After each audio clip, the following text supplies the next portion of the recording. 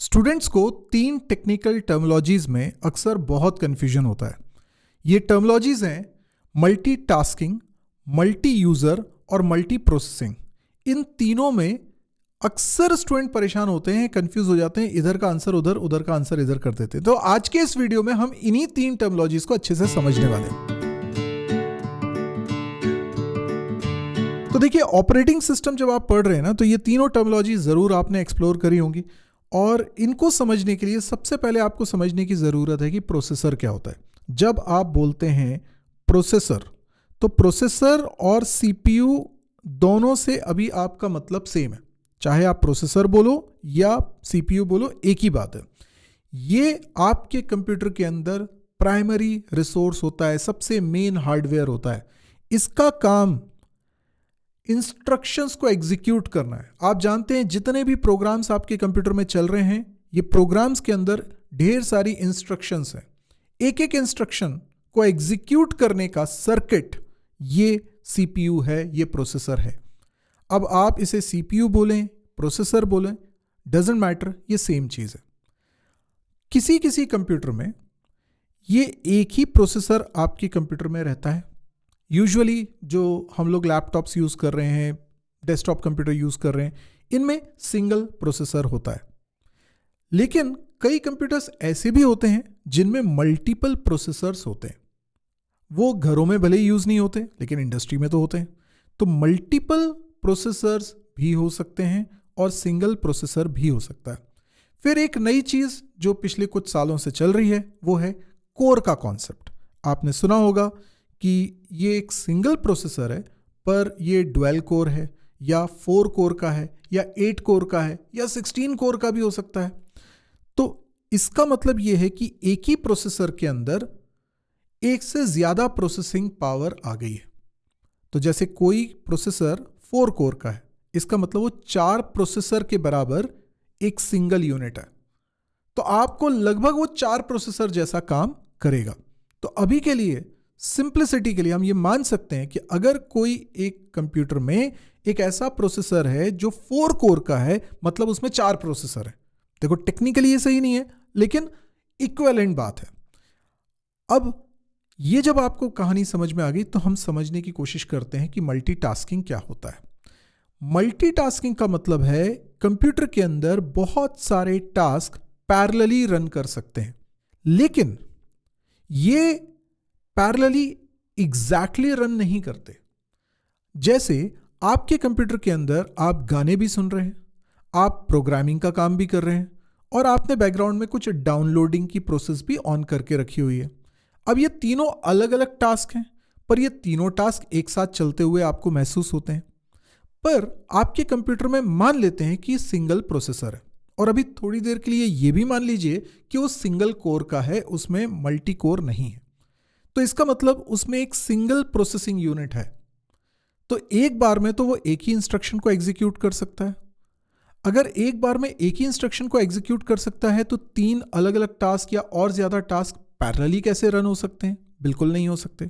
आपको याद होगा, ऑपरेटिंग सिस्टम की सीरीज में हमने इसके पहले इवोल्यूशन ऑफ ऑपरेटिंग सिस्टम में बात करी थी बैच ऑपरेटिंग सिस्टम की। बैच ऑपरेटिंग सिस्टम के कारण कंप्यूटर को यूज करना इजी हो गया, ऑटोमेशन हो गया। इसके पहले मैनुअली इंस्ट्रक्शंस फीड करनी पड़ती थी, अब जॉब्स का सीक्वेंस हो गया था, तो कुछ हद तक इवॉल्व हुआ। उसके बाद फिर कंप्यूटर का, सीपीयू का प्रॉपर यूटिलाइजेशन नहीं होता था, टाइम बहुत वेस्ट होता था और वेटिंग टाइम बहुत होता था प्रोसेसेस का।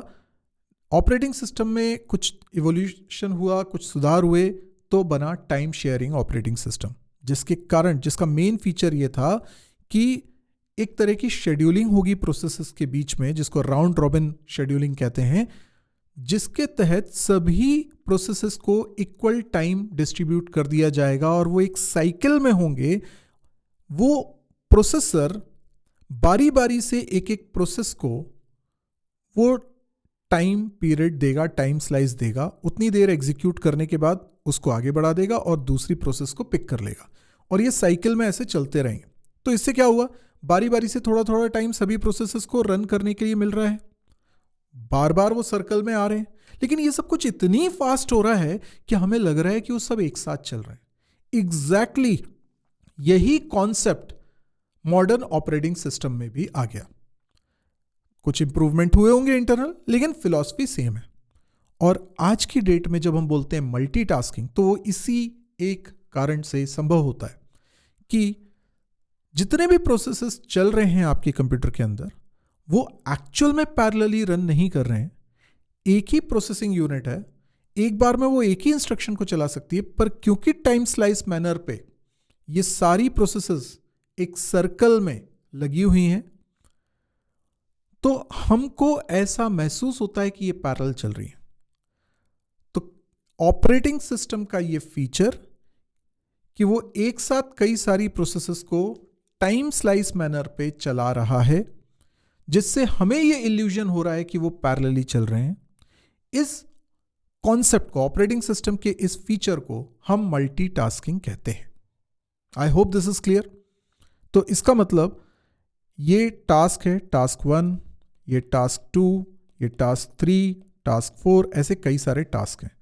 अब अगर हमारे पास एक ही प्रोसेसर है तो वो एक बार में किसी एक को ही टाइम देगा। तो थोड़ा टाइम इसको दिया, इसको एग्जीक्यूट किया, पूरा नहीं हो पाया लेकिन इसका टाइम खत्म हो गया, तो अब ये दूसरे को टाइम देगा, दूसरे को उतने ही टाइम, दूसरे को भी एग्जीक्यूट करेगा, फिर तीसरे को करेगा उतने ही टाइम, फिर चौथे को करेगा, चौथे के बाद वापस पहले को करने लगेगा, तो पहले को दोबारा से मौका मिल गया। पर ये इतनी जल्दी जल्दी हो रहा है कि हमें ऐसा लग रहा है कोई टाइम गैप हुआ ही नहीं, वो रुका ही नहीं, वो तो चलता ही जा रहा है। तो हमें लग रहा है कि ये सब पैरेलल चल रहे हैं। So this is multitasking. I hope this is clear. बहुत सारे टास्क पैरेलल रन होने का इल्यूजन हो रहा है जस्ट बिकॉज के सिंगल प्रोसेसर। अब हम बात करते हैं मल्टी प्रोसेसिंग की। मल्टी प्रोसेसिंग में क्या होता है, देखिए, अब एक्चुअल में हमारे पास एक से ज्यादा प्रोसेसर हैं, या मॉडर्न समय में सिंगल प्रोसेसर पर मल्टीपल कोर है। तो मल्टीपल कोर का कॉन्सेप्ट भी मल्टीपल प्रोसेसर जैसा ही रहेगा। तो आप ऐसा सोचिए, ये कोर 1 है, ये कोर 2 है, ये कोर 3 है, ये कोर 4 है, इस तरीके से 4 कोर है। This is almost equal to multiple processors, processor 1, processor 2, processor 3, processor 4, इसके बराबर बात है।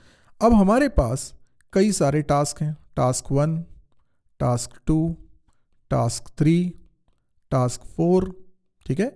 तो डेफिनेटली ये राउंड रॉबिन में शेड्यूलिंग तो इनकी हो ही रही होगी, पर क्योंकि हमारे पास एक से ज़्यादा प्रोसेसिंग यूनिट है, तो इट इज़ क्वाइट पॉसिबल कि एक समय में ये वाला कोर इस टास्क को देख रहा होगा, ये वाला इसको देख रहा होगा, ये वाला इसको देख रहा होगा, ये वाला हो सकता है इसको देख रहा होगा, ठीक है।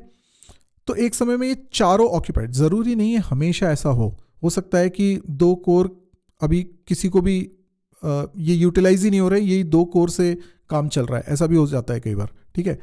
तो वो भी कई सारे फैक्टर्स पे डिपेंड करता है, लेकिन अभी के लिए समझो कि चारों कोर अलग अलग टास्क को चला रहे हैं, तो ये एक्चुअल में पैरेलल चल रहा है। अब ये भी हो तब पाएगा जब ऑपरेटिंग सिस्टम केपेबल होगा इस तरह की फंक्शनिंग को अंजाम देने के लिए। तो कहने का मतलब ये कि ऑपरेटिंग सिस्टम का ही ये एक फीचर है कि वो हो सकता है मल्टी प्रोसेसिंग। तो जो मॉडर्न ऑपरेटिंग सिस्टम है, ये सभी मल्टीटास्किंग भी हैं और मल्टी प्रोसेसिंग भी है। मल्टी प्रोसेसिंग मतलब मल्टीपल प्रोसेसर्स एक साथ एग्जीक्यूट कर रहे हैं मल्टीपल टास्क को। तो ये कैपेबिलिटी हार्डवेयर के कारण तो है ही, ऑपरेटिंग सिस्टम के कारण भी है। अगर हार्डवेयर आपके पास ये है, हाइपोथेटिकली सोचिए, पर आपके पास ऑपरेटिंग सिस्टम ऐसा नहीं है जो मल्टी प्रोसेसिंग कर सके, तो ये 4 कोर होने का कोई फायदा ही नहीं होगा, क्योंकि मल्टी प्रोसेसिंग हो ही नहीं पा रहा है। वो ऑपरेटिंग सिस्टम का भी फीचर है, ठीक। एक तीसरी टर्मिनोलॉजी है multi user. Now what is multi user? Multi user का मतलब ये है कि ये हमारा एक कंप्यूटर है, ठीक है, ये एक कंप्यूटर है और हमारे पास मल्टीपल यूजर है, यूजर 1, यूजर 2, यूजर 3, यूजर 4, ऐसे कई सारे यूजर्स। इन सब के पास एक एक स्क्रीन है, उसके सामने ये बैठे हुए हैं और ये सारे स्क्रीन ये कनेक्टेड हैं एक्चुअल में एक ही कंप्यूटर से, ठीक है। ये बड़े सिस्टम्स में होता है इस तरीके का, या क्लाइंट सर्वर आर्किटेक्चर में भी हो सकता है। तो ऐसा कुछ आप सिस्टम समझिए। तो ये मल्टीपल यूजर्स हैं और ये सब मिलके इसी एक कंप्यूटर को यूज कर रहे हैं। इनके पास टर्मिनल अलग अलग हो सकते हैं, बट ये सारे यूजर एक साथ इसी को यूज कर रहे हैं। अब मल्टीपल यूजर इसको एक्सेस कर रहे हैं, ठीक है, ये एक सिनेरियो हो गया। एक सिनेरियो ये भी हो सकता है कि एक ही कंप्यूटर है, एक बार में एक यूजर ही उस पर लॉग इन कर पा रहा है, दो यूजर एक साथ लॉग इन नहीं कर पा रहे, क्योंकि उसके इंटरफेस एक ही है, स्क्रीन एक ही है ना। तो एक बार में एक ही यूजर लॉग इन कर पा रहा है और वो उसको एक्सेस करता है। जैसे आपके घर में लैपटॉप है, आपने लॉग इन किया, पर उसमें एक अकाउंट और भी बना हुआ है जो आपके सिस्टर का है। तो सिस्टर जब लॉगिन करती है उसमें, तो वो अपने प्रिविलेजेस के हिसाब से चीज़ों को एक्सेस कर रही है। आप जब लॉगिन कर रहे हो तो आपके हिसाब से चीज़ें, तो दो अलग अलग यूजर्स हैं, बट लेकिन वो एक साथ यूज नहीं कर पा रहे, वो भी मल्टी यूजर है। लेकिन ये वो सिनेरियो है जो ज़्यादा आपको जल्दी समझ में आएगा, जिसमें एक्चुअल में मल्टीपल यूजर्स एक साथ सिस्टम को एक्सेस कर रहे हैं। और अब सिस्टम के पास क्या है, देखो यहाँ पे रिसोर्सेज हैं, हार्डवेयर रिसोर्सेज हैं, यहाँ पे प्रोसेसर है, हो सकता है सिंगल प्रोसेसर हो सकता है मल्टीपल प्रोसेसर हो, यहाँ पर रैम है, यहाँ पे और भी कई पेरिफेरल्स हैं, यहाँ पे प्रिंटर हो सकता है, यहाँ स्कैनर हो सकता है, बहुत सारे डिवाइसेस हैं ना।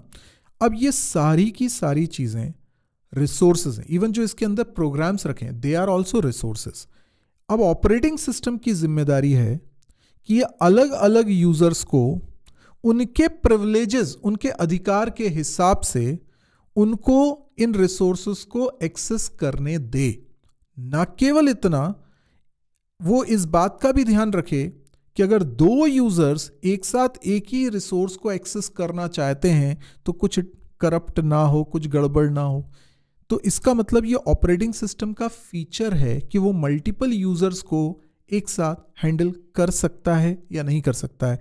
वो उन रिसोर्सेस को ऑप्टिमाइज्ड वे में उन यूजर्स से एक्सेस करने के लिए दे सकता है कि नहीं दे सकता। वो कैसे मैनेज करेगा इसको, मल्टीपल यूजर्स को कैसे मैनेज करेगा, क्योंकि हर यूजर को अपना जो भी काम करना है उसके लिए इन रिसोर्सेस को यूज करना है, और इसको भी वही रिसोर्स को यूज करना है, हो सकता है इसको भी उन्हीं रिसोर्सेस को यूज करना है। कौन मैनेज कर रहा है? Operating system. सो ऐसा ऑपरेटिंग सिस्टम जो मल्टीपल यूजर्स को मैनेज कर सकता है, मल्टीपल यूजर्स के लिए रिसोर्सेस को मैनेज कर सकता है, that is called multi user property.